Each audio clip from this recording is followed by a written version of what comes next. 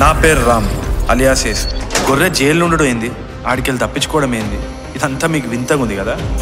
రోజు మీరు చూసే వాట్సాప్లలో వింత వీడియోల కంటే విచిత్రమైతే కాదు. నా కథ 300 కిలోమీటర్ల దూరంలో ముగ్గురు మధ్యలో మొదలైంది.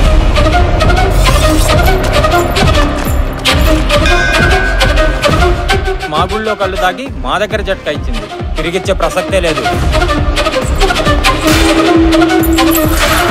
हमारे पास फूल खरीदते हो, अब अपने भगवान के पास रखते हो. वो भगवान और फूल हमारा होता है क्या? మొన్న మా కోడిపెట్ట మీ ఇంటికి వచ్చి గుడ్డు పెడితే గుడ్డును మింగిర్రు, దాన్ని చంపి మింగిర్రు.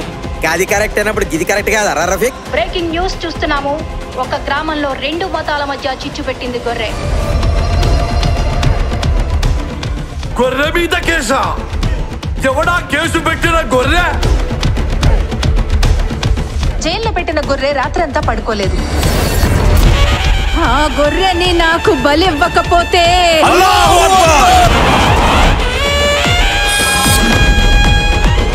మన పాయింట్ ఏంటి ఇప్పుడు? గొర్రె గురించి మాట్లాడే మనిషి పురాణాలు తీసుకొస్తారు మీరు. గొర్రె అంటే ఏంటో పేరు తెలుసా మీకు? యేసు. మనం బతకడం కోసం వాటిని చంపేయచ్చు, మనది ఆకలి.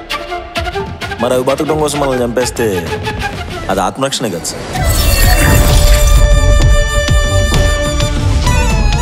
న్యూస్ ఇస్ నాన్ సెన్స్ నాన్న.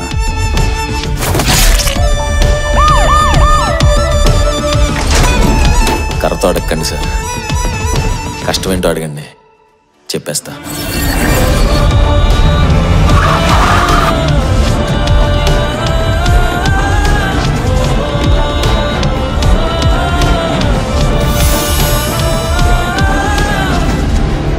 నేను మన ఊరి పేరు టీవీలో వచ్చేటట్టు చేస్తా.